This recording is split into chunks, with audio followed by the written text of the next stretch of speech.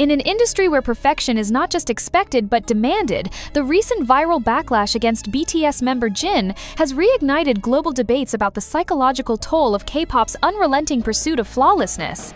A clip of Jin performing live on Lee Moo-jin's Service, a South Korean music talk show known for its raw vocal showcases, resurfaced online earlier this week.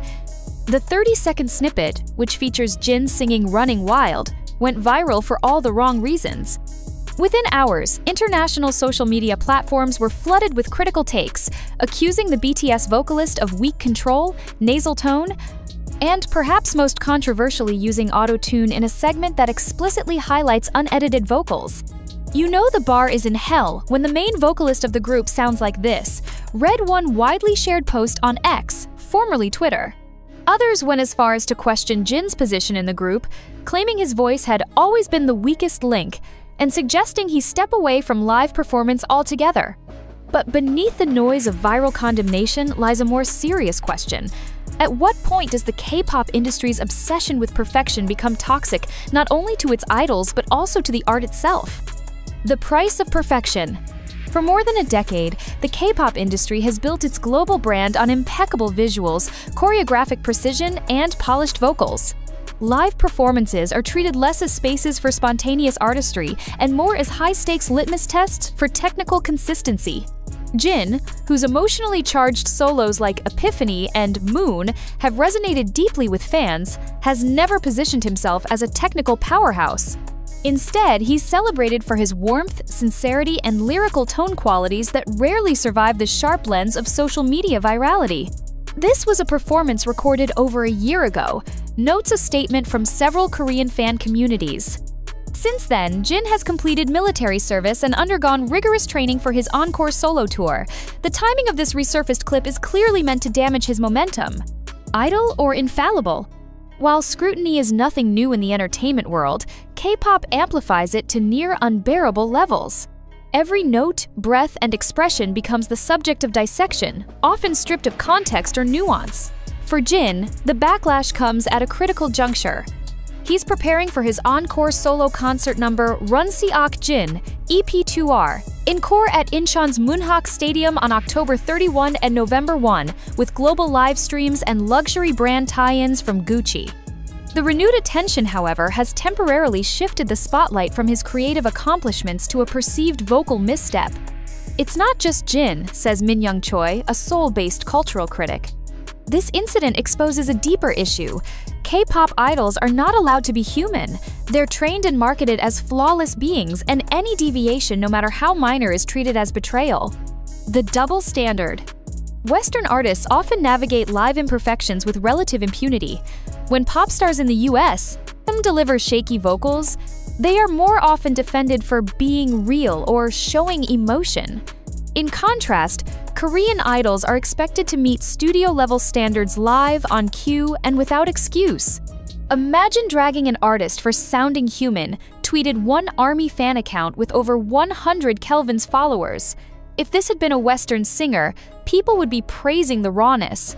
Indeed, fans have responded with force. Streaming campaigns, vocal appreciation threads, and hashtags like #Jin deserves respect trended worldwide within 24 hours of the clip gaining traction. Some even posted side-by-side videos of Jin's best live performances to counter the narrative. Beyond the stage, the incident has also revived discussions about the mental health pressures placed on idols.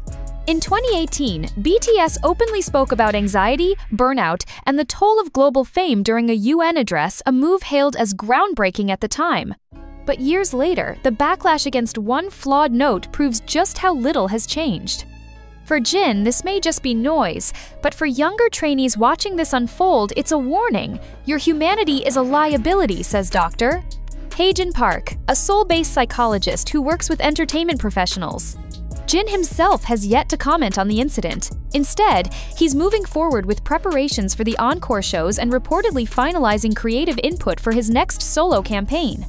Sources close to HYBE suggest that he's aware of the controversy but choosing to let his performances speak louder than the internet. A defining moment?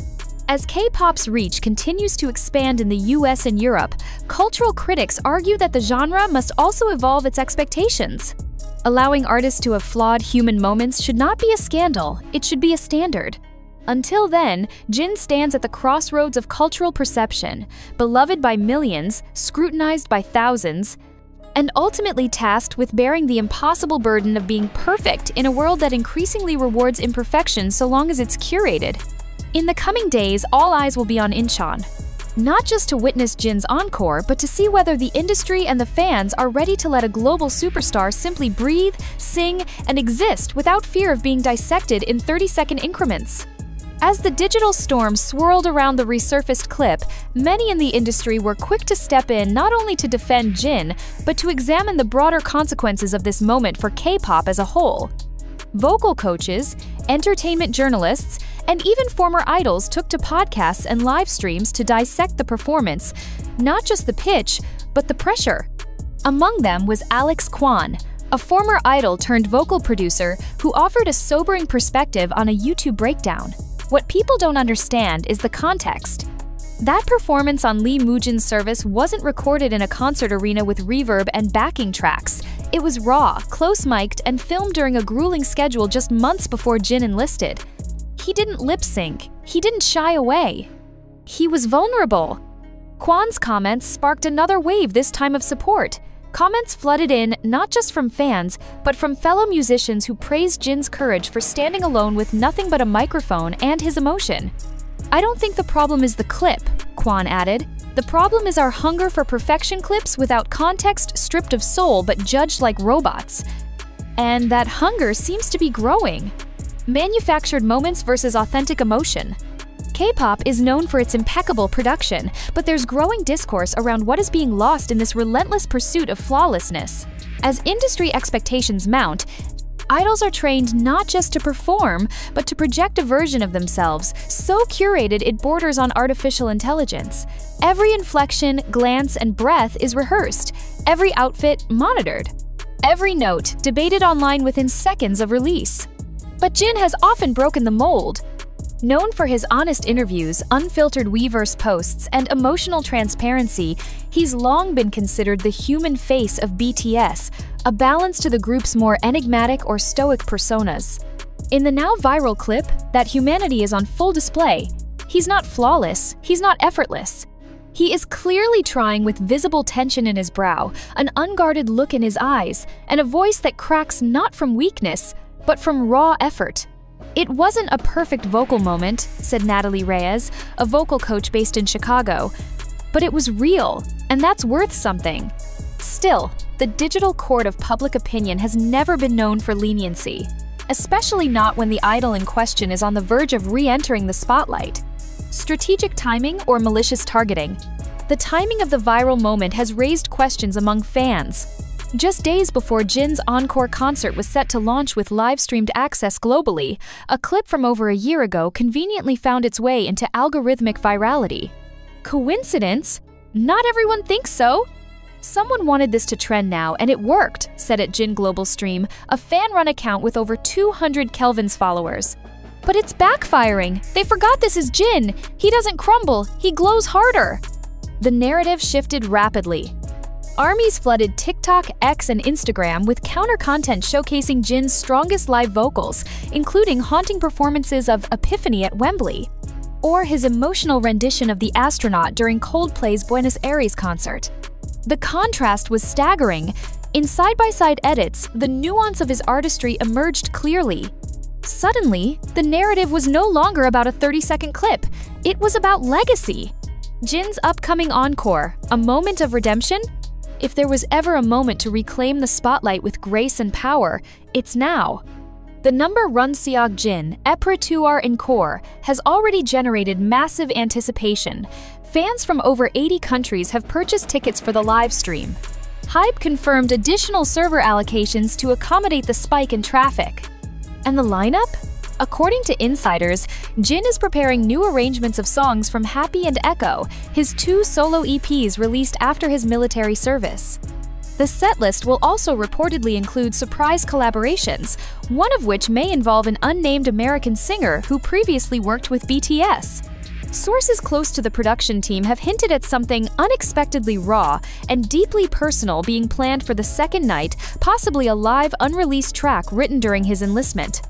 Jin is not trying to prove anything, said a HYBE spokesperson in an interview with SBS. He's just telling his story. If people are listening, that's more than enough for him. But fans know better. Jin has always carried a silent burden, the pressure of being the oldest, the visual, the one who had to mature faster than the others.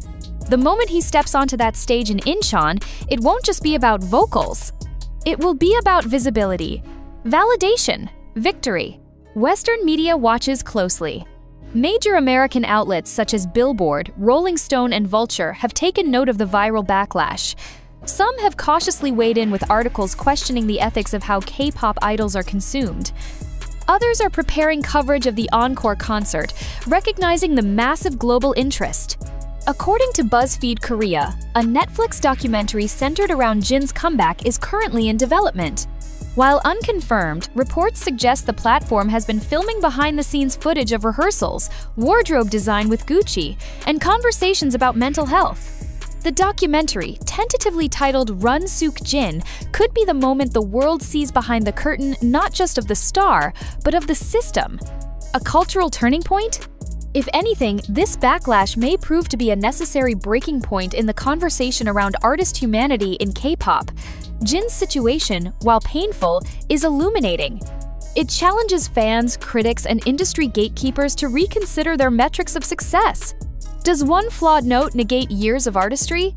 Does one imperfect clip define a voice that has moved millions? For some, the answer is yes. For others, thankfully, the answer is finally no.